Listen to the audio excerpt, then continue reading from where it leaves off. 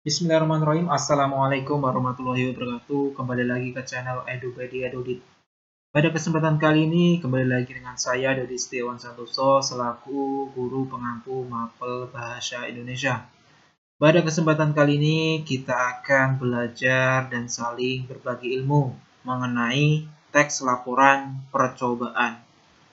Materi ini merupakan salah satu materi wajib yang harus dipelajari di SMP atau MTS kelas 9. Maka dari itu, untuk siswa-siswa yang saya cintai, silahkan perhatikan baik-baik dan dengarkan baik-baik setiap apa yang Bapak Dodit sampaikan supaya nantinya kalian dapat memahami apa itu teks laporan percobaan.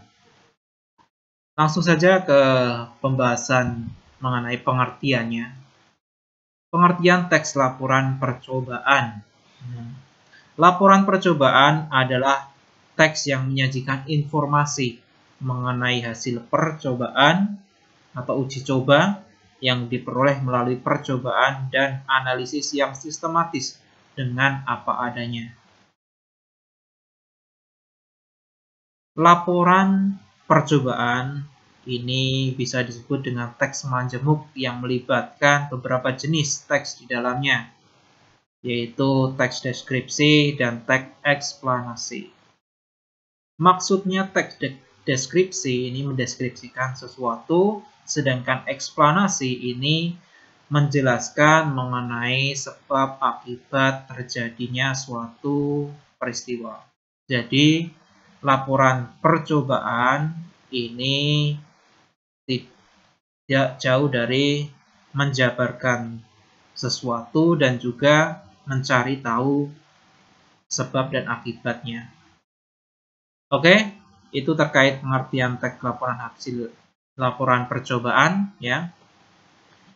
Langsung ke struktur laporan teks laporan percobaan. Sebenarnya ini ada dua versi ya. Ini versi yang pertama. Versi 1 dan versi 2 itu tergantung dari jenis atau macam dari teks laporan hasil percobaan itu sendiri. Nah, terkait versi yang pertama, ini kaitannya dengan teks laporan percobaan yang sederhana. Ya. Kemudian ini dibagi menjadi dua struktur, yaitu pernyataan umum dan juga uraian. Nah, di dalam pernyataan umum ini terdiri dari klasifikasi atau pengelompokan dan pernyataan. Bagian ini menentukan klasifikasi aspek dan sesuatu yang diuji cobakan seperti alam, tumbuhan, alat, dan lainnya yang dibahas secara umum. Semisal kalian ingin membahas mengenai tata surya, ya, semisal bumi. Nah, bumi ini termasuk bagian atau kelompok atau klasifikasi dari tata surya itu sendiri. Jadi, ketika membahas bumi berarti membahas tentang tata surya. Jadi, seperti itu penggambaran dari pernyataan umum. Kemudian uraian. Uraian adalah penjelasan. Nah, di sini diartikan bahwa uraian itu menggambarkan sesuatu yang dibahas secara rinci. Bagian per bagian, kebiasaan hingga sesuatu yang dibutuhkan untuk hidup dan perilaku alamiah bagi makhluk hidup. Nah, di dalam uraian ini bisa juga memuat penggunaan bahan dan alat, ya. Nah, ini merupakan struktur bagian yang kedua. Jadi, versi yang pertama, struktur teks laporan percobaan itu yaitu pernyataan umum dan uraian. Oke. Ini tadi sudah dibahas, namun sebetulnya struktur laporan hasil percobaan akan menyesuaikan atau mengikuti jenis model teks laporan hasil percobaan yang dibuat. Jadi, ini akan menuju versi yang kedua. Versi yang kedua, struktur teks laporan percobaan, yaitu terdiri dari 5 struktur. Ya. Struktur yang pertama yaitu tujuan, struktur yang kedua yaitu alat dan bahan, kemudian langkah-langkah, hasil, dan simpulan. Walaupun ini sebenarnya dari 3 struktur ini lebih condong mengacu dari teks prosedur ya, tapi karena ada hasil dan simpulan ini akhirnya berbeda. Makanya dari itu ini yang membedakan antara teks laporan percobaan dan juga teks prosedur kompleks ya. Karena ini ada hasilnya, nah hasilnya ini mengacu pada uji coba. Kemudian simpulan ini menyimpulkan dari hasil dari uji cobanya. Oke, tujuan. Nah, ini menjelaskan tentang tujuan. Kemudian alat dan bahan. Ini mengenai alat dan bahan yang digunakan. Kemudian langkah-langkahnya seperti apa. Hasilnya yang diuji cobakan seperti apa. Lalu simpulan. Nah, ini menyimpulkan dari hasil yang sudah ada. Kemudian di sini ada beberapa model teks laporan percobaan atau jenisnya. Yang pertama, model laporan percobaan makalah. Nah, kaitannya dengan model laporan percobaan makalah, ini disusun menggunakan sistematika makalah. Jadi, apabila kalian pernah membuat makalah, nah ini tidak jauh beda dengan apa yang kalian buat di dalam pembuatan makalah, yaitu terdiri dari tujuan, kajian teori, alat dan bahan, prosedur cara kerja, hasil pengamatan, pembahasan, simpulan, dan daftar pustaka. Ya. Kemudian model yang kedua yaitu model laporan percobaan atau sederhana. Nah, ini menggunakan 2 struktur utama dari laporan hasil observasi, yaitu pernyataan umum dan uraian yang tadi sudah dijelaskan di versi yang pertama. Uraian sendiri itu terdiri dari bagian yang diuraikan, misalnya untuk percobaan binatang, yaitu penampilan, kebiasaan makan, kapasitas, dan perkembangbiakan. Jadi seperti itu ya, untuk model yang sederhana. Jadi untuk strukturnya itu hanya menggunakan struktur yaitu pernyataan umum dan uraian yang telah dibahas di versi yang pertama tadi. Kemudian untuk model laporan percobaan yang pengembangan, nah ini pengembangan berarti lebih banyak ya. Nah ini mengacu yang versi kedua, yaitu seperti contoh yang telah diuraikan bahwa laporan percobaan ini disusun melalui model pembuatan suatu benda, yaitu menggunakan struktur tujuan, alat bahan, langkah-langkah, hasil, dan simpulan. Kemudian kita lanjut ke pembahasan yang selanjutnya, yaitu ciri-ciri kebahasaan teks laporan hasil observasi. Ciri-cirinya yaitu yang pertama, memperkenalkan kata aspek umum atau kelompok seperti kendaraan, roda 2, transportasi umum, keluarga kucing, ikan tawar, mamalia, unggas, dan reptil, dan sebagainya. Kemudian banyak memakai kata tugas atau hubung logis, ya. Kata tugas seperti maka, ketika, seterusnya. Kemudian yang ketiga, menggunakan kata tugas untuk menjaga tulisan koheren, makna terpadu, atau makna yang sinkron atau bersinggungan ya. Kemudian banyak menggunakan kalimat aktif ya. Kalimat aktif itu adalah kalimat yang terdiri dari kata kerja yang aktif ya. Jadi ini juga mengacu pada ciri yang kelima, yaitu menggunakan kata kerja aktif. Kata kerja aktif itu ciri-cirinya menggunakan imbuhan me dan ber. Ya, contohnya memakan, mencangkul, ya, bermain, berlomba, ya.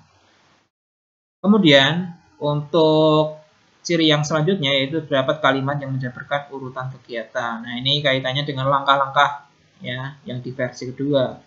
Kemudian lebih banyak menggunakan kata benda atau frase benda ya dibandingkan kata ganti orang ya.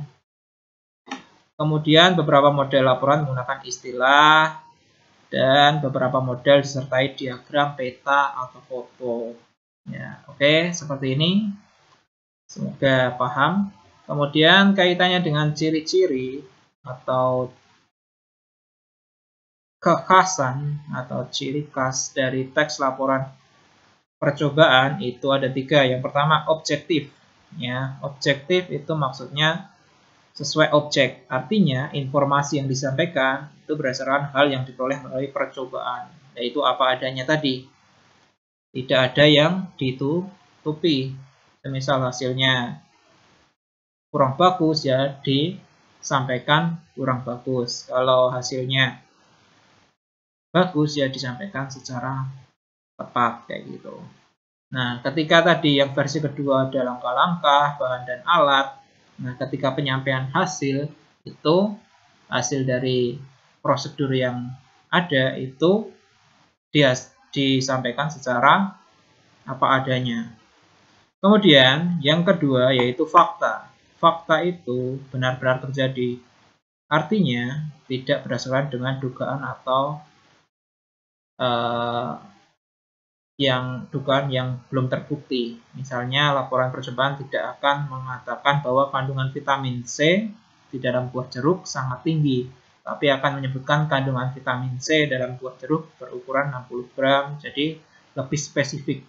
Ya, 60 gram adalah sebanyak 100 mg. Ya, jadi dengan angka untuk menjabarkan dari teks laporan hasil percobaannya. Kemudian yang ketiga atau yang terakhir yaitu komprehensif atau lengkap. Jadi apa yang dilaporkan itu harus lengkap. Jadi selain objektif sesuai dengan fakta, kemudian harus lengkap. Nah, artinya laporan percobaan akan menguraikan bagian-bagian secara lengkap dan masing-masing bagian dijelaskan secara detail, tidak hanya gambaran umumnya saja, tapi secara detail. Oke, terkait dengan tujuan. Nah, tujuannya ini ada 5, yaitu mencari dan menemukan teknik atau cara baru. Jadi ketika kalian melakukan uji coba dan uji cobanya belum berhasil, biasanya kalian akan mencari cara lain untuk apa yang kalian lakukan itu dapat berhasil. Makanya dari itu, nah, laporan percobaan ini untuk mencari atau menemukan teknik atau cara baru. Kemudian yang kedua, memberikan pertimbangan terhadap langkah yang diambil. Jadi ketika langkah yang diambil atau yang ditulis itu ada beberapa yang kurang efektif, nah ini perlu dipertimbangkan. Jadi perlu ada revisi. Jadi ketika dilakukan dan akhirnya kok kurang efektif, ini bisa direvisi asalkan nanti hasilnya tidak jauh beda dengan apa yang sudah dipraktekkan sebelumnya. Kemudian yang ketiga, laporan percobaan dapat menambah pengetahuan. Pastinya ya, ketika kalian melakukan atau mempraktikkan secara langsung dari teks yang akan kalian uji coba, nah itu akan menambah pengetahuan dari kalian sendiri. Ya, kalian dapat ilmu, dapat pengalaman, ya. Di situ kalian melakukan uji coba sendiri. Kemudian yang keempat, mencari tahu mengenai perkembangan masalah tertentu yang perlu diujikan kembali. Jadi, laporan percobaan itu merangsang kalian untuk